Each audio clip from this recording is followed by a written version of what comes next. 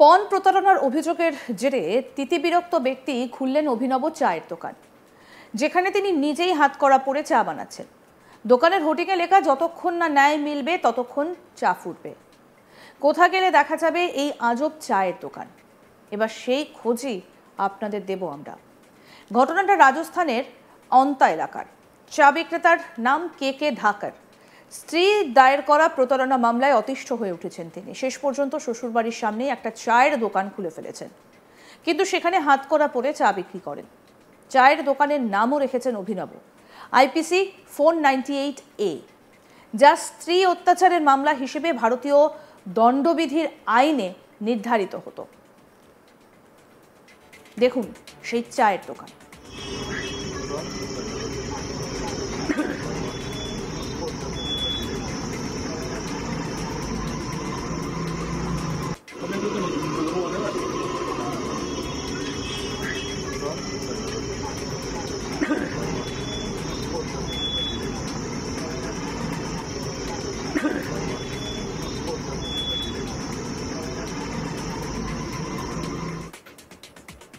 কি বলছেন চা বিক্রেতা কে ধাকার, শুনবো। सर विगत 3 दिवस पूर्व मैंने ये काम चालू किया है।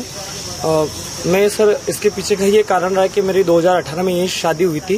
उसके पश्चात हम 2 से 3 वर्ष हम पति पत्नी दोनों अच्छे से हम जीवन यापन कर रहे थे, राजी खुशी जीवन जी रहे थे।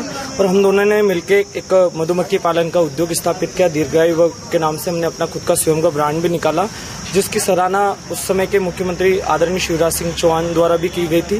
किंतु इसके पश्चात मेरी पत्नी द्वारा किसी व्यक्ति के साथ मिलके एवं अपने घर वालों के साथ मिलके मेरे साथ षड्यंत्र किया गया। और वहां से मेरे जो इन्वेस्टमेंट के पैसे थे, कई लोगों ने मेरे बिजनेस में इन्वेस्टमेंट का पैसा लगाया था, वो एवं सारा बिजनेस ज्वेलरी सब कुछ लेके वो यहाँ आ गई।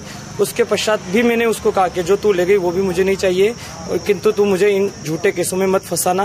और हुआ वही, उसने अगले 6 महीने पश्चात उसने मुझे 498 केस में फंसा दिया। और साथ ही उसने मेरे साथ 125 की धारा में मेरे से 30,000 रुपये महीना भत्ता मांगा जा रहा है। मेरे परिवार में मेरी माँ के सिवा मेरे और कोई नहीं, ना भाई है ना बहन है। पिताजी की मृत्यु हो चुकी है और आर्थिक स्थिति इतनी बुरी है कि आप चाहें तो कंफर्म कर सकते हैं। जिसमें 2 बीघा जमीन है वो गिरवी है, मकान गिरवी है, और मेरी माँ और हम बड़ा दिनहीन जीवन जो है खेत पे बिता रहे हैं।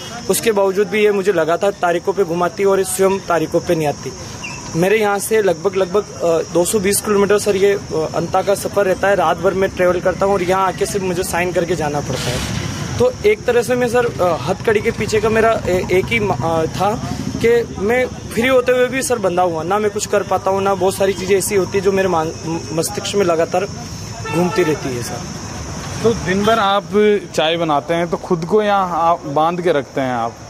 सर इसके पीछे का रीज़न ये, बहुत कुछ करने की चाह भी मुझे कहीं न कहीं इस 498 जैसे केसेस में जकड़े हुई है सर।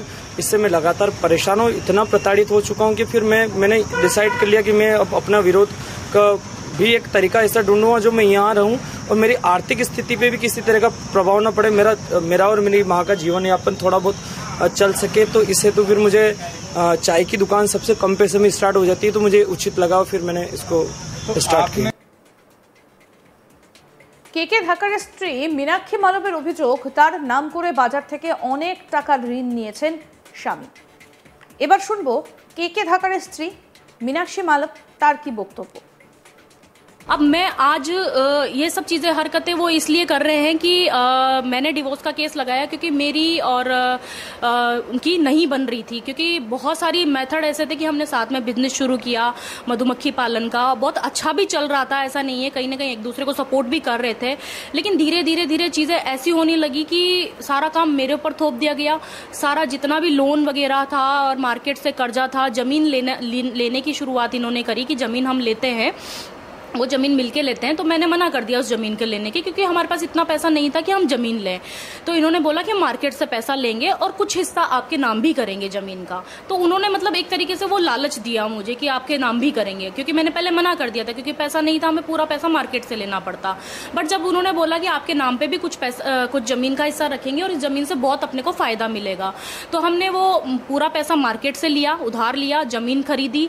अब वो जो उधार लिया पैसा उसको मार्केट में ऐसा तो है नहीं कि मैं 2 साल से शादी करके गई हूँ, तो ऐसा तो कहीं पे भी आपने सुना नहीं होगा कि बहू को कोई भी उधार दे देगा। सिंपल सा लॉजिक है कि बहू को कोई भी उधार नहीं देगा, तो कहीं ना कहीं आपके बेस पे ही मुझे और आपको उधारी मिली है। অতুল সুভাষ থেকে শুরু করে সৌরভ মুস্কান কিংবা সাম্প্রতিক সোনম রাজা রঘুবংশী মামলা দেশ জুড়ে সাড়া ফেলে দিয়েছে এই ঘটনাগুলো। তার মাঝে এবার স্ত্রীর প্রতারণা মামলায় নাজেহাল স্বামীর এহেন চায়ের দোকান একেবারে চর্চায় উঠে এসেছে। জানা গিয়েছে গত 3 বছর ধরে স্ত্রীর দায়ের করা মামলার কারণে আদালতে চক্কর কাটতে হচ্ছে কে ধাকারকে।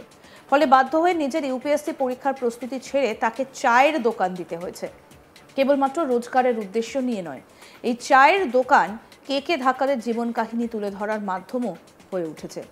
কে ধাকারের চায়ের দোকান 498 এটি ক্যাফেতে একটি বরবেশে সজ্জিত কাট আউটও রয়েছে, যার হাতেও পরানো রয়েছে হাতকড়া। বোঝানো হচ্ছে স্ত্রীর দায়ের করা বহু পণ মামলার মোকাবিলা করতে গিয়ে কতটা অসহায় হয়ে পড়ে স্বামীরা। 2018 সালে 6 জুলাই মধ্যপ্রদেশের নিমাজ জেলায় থেকে 22 কিলোমিটার দূরে অবস্থিত উঠানা এলাকার বাসিন্দা কৃষ্ণ কুমার ওরফে কে ধাকারের বিবাহ হয় রাজস্থানের বরা জেলার অন্তা নিবাসী মীনাক্ষীর সঙ্গে। 2019 সালে অন্তা থেকেই মৌমাছি প্রতিপালনের ট্রেনিং নিয়েছিলেন কে ধাকার।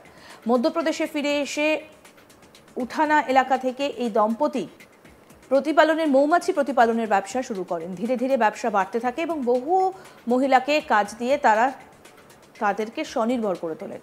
মধু বিক্রি করে লাভবানও হচ্ছিলেন তারা। কিন্তু 2022 সালে কে ধাকারের জীবনে নেমে আসে বিপর্যয়। স্বামীর ওপর বিরক্ত হয়ে বাড়ি ছেড়ে বেরিয়ে যান মীনাক্ষী। কয়েক মাস পর গৃহবধূ নির্যাতন এবং পণ প্রতারণার মামলা ঠুকে দেন। তারপর থেকেই আইন আদালতে চক্কর কাটছেন এই কে ধাকার। লাটে উঠেছে ব্যবসাও।